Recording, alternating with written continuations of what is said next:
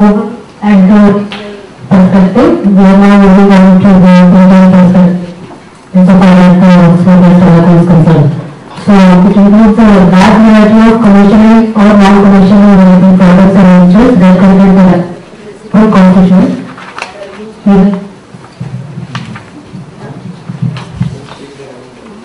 which are used either orally through the mouth or nasally through the nose without combustion. So if you look at global eco survey, which we released October last 2010, the total tobacco which we are that's almost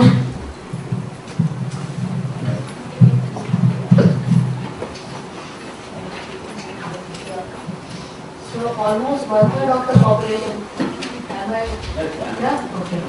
So almost 1/3 of the adult population, 15 years and older, they are using tobacco in the country, and males are almost 48%. Okay. Because too loud. Okay. And 20% of women, they are using smokeless tobacco. They are using tobacco. And smokers, men are total are 14%, men are 24.3%, and women 2.9%. So women are using mainly smokeless tobacco, 80.4%, and total use is 21.9%. That is 26% of adult population is using smokeless tobacco, which is close to Bangladesh. And as per this, like Secretary in the morning told that more than 200 million people in the country, they are using smokeless tobacco. And if we look at place of residence, rural, urban and daily use, then rural population current tobacco users are 29.3% and urban which is 70.7%. And most of them are daily users. In the rural areas, 24.2 are daily users. In the urban areas, 14.7 out of 17.7. So if we look at smokeless tobacco use by age, education and occupation, you look at the slide from below, it increases with age. In 15 to 24 age group, this is 60%, then it increases. 29%, 31, 34. And if you look at the education, less than primary, 33%, primary but less than secondary, it is 25. So it's basically with people with no formal education or less than primary. So then with secondary and above, this is 15%, and then there are other categories of smokers use like the homemaker, students, self-employed. This is the classification given by International Agency for Research in Cancer. What are the oral forms of smokeless tobacco? So tobacco alone, tobacco with other components, butyl quid with tobacco. Dr. Dhiren Sinha spoke about this, so I won't be going in details.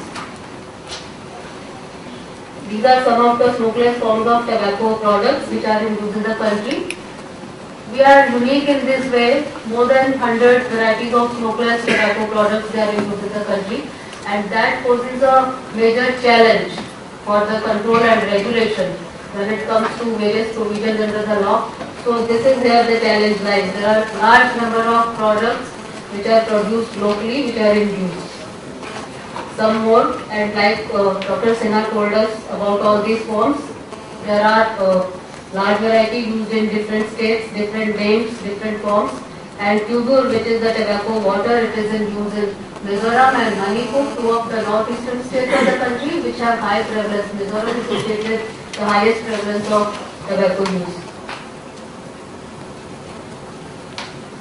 So if we look at most commonly used smokeless tobacco products, Khaili is the most commonly used smokeless tobacco product with 11.6%, followed by Gutka, butyl quid with tobacco used for oral application. If you look at males, then again Khaili 80%, followed by Gutka, butyl quid with tobacco and other smokeless tobacco products. Women, it's different.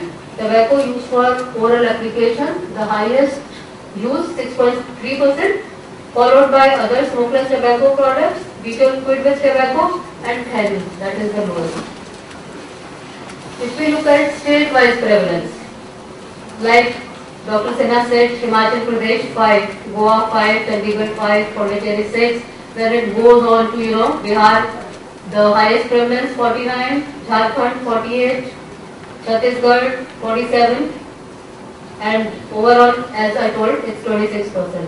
And you can see the, I don't have the marker, but the prevalence is highest in the northeastern state and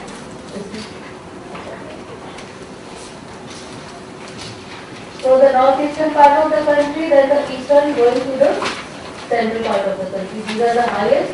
And if you look at Jammu Kashmir, Himachal, Punjab, Haryana, Delhi, then Tamil Nadu, Goa. These are the lowest. Smokeless. States with prevalence among males exceeding 25%. So we have states like Nagaland, Manipur, Tripura. Betel quid with tobacco, more than 25% prevalence. Khani, Chhattisgarh, Jharkhand, Bihar, Nagaland, Manipur and Assam. Gutka, Madhya Pradesh. Tobacco used for oral application, Chhattisgarh. This is among men. And if we look at women, then betel quid with tobacco, Tripura, Nagaland, Manipur, Meghalaya, all the northeastern states. Khani, Mizoram. This is the highest prevalence state, as I said. But here the women are consuming khani, which is otherwise in the country is among men. Very interesting. Tobacco used for oral application, Chhattisgarh again. Other smokeless tobacco products, Bihar. Daily use of smokeless tobacco by states in UP. States where 90% plus users are daily users. Male, Jharkhand, Maharashtra, Haryana, Goa and Delhi. Women, Mizoram, Jammu and Kashmir, Maharashtra, Tamil Nadu, Chhattisgarh, Puducherry and Odisha. Cessation efforts by smokeless tobacco users. As per GATS, quit ratio of smokeless tobacco use among our daily smokeless tobacco users is very low. If you look at overall, it's 5%, urban 6, rural 5, female 5, male 5. So it's low as compared to the smoking forms of tobacco products. Percentage of smokeless tobacco users who made a quit attempt in past 12 months. It includes all current users and former users who have abstained for less than 12 months. So overall, 35% men, 39, women 29, rural 35, urban 37. Not much difference between rural and urban either. This is percentage of users of smokeless tobacco who made a quit attempt by states. So Delhi is the lowest, 9, and Madhya Pradesh is highest with 54, while the national average is 35. Percentage of users of smokeless tobacco who were advised to quit by healthcare providers. So this includes only those users who visited a healthcare facility provider in the past 12 months. So the national average here is 27 and Bihar is 15, Andhra is the maximum 53. And this is less as compared to the smoking forms of tobacco products. Smokers are advised more by the healthcare providers as compared to the smokeless tobacco users. Current users of smokeless tobacco who noticed health warnings and thought of quitting because of warning labels. Overall, it was who noticed health warnings on smokeless tobacco products was 63 and who thought of quitting because of that is 34. Men 73, 41, and as compared to men, women quite low. 43% of women noticed the warnings and only 19% of them thought of quitting because of the warning labels. Now if we look at the chemical composition, this I have taken from the report which the ministry prepared, the National Institute of Health and Family Welfare, they prepared for the court case. There are 3095 chemical components in smokeless tobacco. Among them, 28 are proven carcinogens. The major and most abundant groups of carcinogen is PSNH, as Dr. Sena said, and there's no safe level. Other carcinogens are volatile nitrosamines, certain volatile aldehydes, polyether, aromatic hydrocarbons, and other things. And studies have also found high levels of nitrosamines in the branded Indian smokeless tobacco products available in the market. They have also demonstrated presence of high levels of heavy metals in these smokeless tobacco products, lead, cadmium, chromium, arsenic and nickel.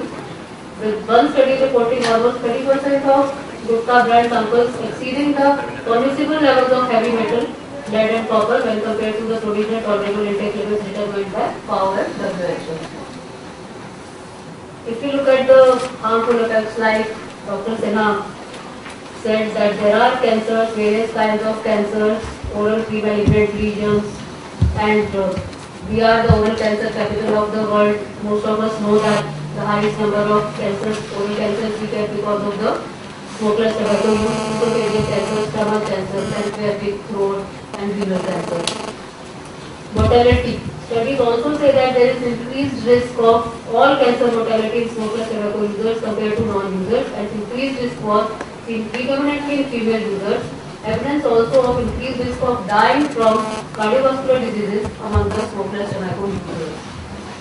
Non-cancerous diseases or conditions which are related with smokeless tobacco use are orodental health, different types of periodontal diseases of the teeth, of the gums, hypertension, cardiovascular diseases, fatal myocardial infarction, nervous system diseases, fatal cerebromuscular stroke, metabolic abnormalities, abdominal obesity, high cholesterol level, high triglycerides levels, hypertension, diabetes, and hypoglycemia.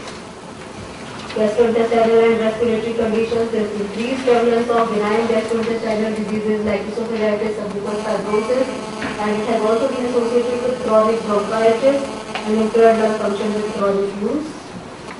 Economics. If we see that production is characterized by, as Dr. Sinha has said, it's small scale, large scale, all kinds of things, handmade, machine-made, wide range of products, prices. Taxes are either ad valorem or levy schemes based on pounds producing capacity of packing machines. Overall market knowledge is poor and monitoring and regulation mechanisms are weak. A smokeless tobacco manufacturing unit can be set up very easily and at low cost. That's why the cost of the products is very low. They are available at low prices ranging from 1 rupee to 7 rupees, even lower than that, making it very affordable to the poor and vulnerable groups like women and children. And as per GATS, 54.7% buy these products from the stores, 10.4% from street vendors, 31.9% from kiosks, and others, 3% from other sources. And there is no licensing for sale of these products, and they are sold freely all over there. Wherever you go, along the roadside, under the tree, any nook and corner, you can sell them. And there have been some studies to look at the cost using the healthcare expenditure data from the National Sample Survey study found direct medical cost for treating smokeless tobacco associated cancers and diseases as $285 million, indirect morbidity cost $104 million, and the total economic cost of tobacco use was reported as $1.7 billion. It was many more times than the annual government expenditure on tobacco control and 16% more than the total tax revenue generated from tobacco. Environmental costs, besides the other environmental concerns which are there with tobacco in general, like the deforestation, depleting soil of nutrients and other things, the plastic packaging of smokeless tobacco is a major threat to the environment, and solid waste management is not able to handle that huge amount of waste, which is there in high prevalence states. And we had a court case on this issue, and where the health was also later made a party, and the court has banned, the Apex Court has banned the use of this since March 1st, but we have to see what happens, and that's a major concern. What are the provisions under COTPA for this? Like it applies to all smokeless products. We have ban on all sorts of advertisements, ban on sale to minors, ban on sale within 100 yards of education institutions, and health warnings, including pictorials. They have to be there on all the smokeless tobacco products, including smoking. So, what we did as part of the National Tobacco Control Program, there was a major. It's still ongoing as part of the national campaign, public awareness campaign. I think most of you must have heard those messages on the smokeless, the health effects and the mortality caused by smokeless tobacco use. And this was launched by the ministry in 2009, 10, and it's going on. This was in collaboration with Berlin Foundation, and our colleagues are there from Australia today in this meeting. And this was basically to increase knowledge and build up various perceptions of the health consequences of smokeless tobacco.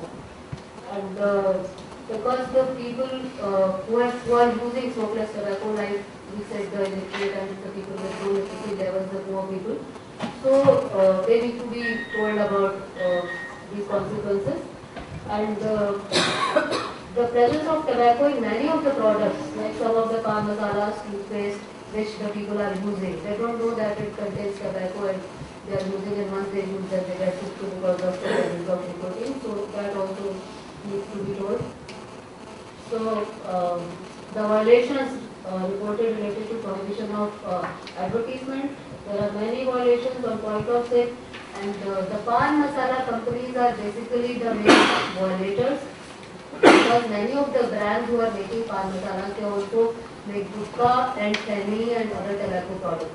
So they are advertising by name of pan masala, saying that there is no tobacco. And we are taking up this matter with the Ministry of Information and Broadcasting, and rather we have called a meeting day after tomorrow to take up this issue again with them. And then there are aggressive advertising strategies. They are using film stars, TV stars for pan masala, and they are promoting these products. And content regulation, that's one thing which we haven't yet implemented because of the thing that there are no labs, but we are trying to come up with tobacco product testing labs, because this is the only provision under COTPA which we haven't implemented yet, but I think I'm hopeful that in future we will be having the labs and will be able to test, because at present that these products are being sold at such low prices means that they contain very dangerous and cheap substances. Although the law says only tar and nicotine is to be tested, but we have to see what all dangerous things these products contain. And the challenge is that standardized and validated methods are required, because globally there is not much of smokeless tobacco testing. It's basically for cigarettes, all the methods. But we have to have these methods, and there are large number and variety of smokeless tobacco products to be tested, and that in itself is a challenge when we will be testing these products. And that's from my side. I painted a grim picture, but I think there is a light at the end of the tunnel, and we should be able to come out with a winning situation. And there is this is the spirit of India. We are a country of 1.2 billion people, and I think these 1.5 years give us an opportunity to fight our fight. Thank you very much.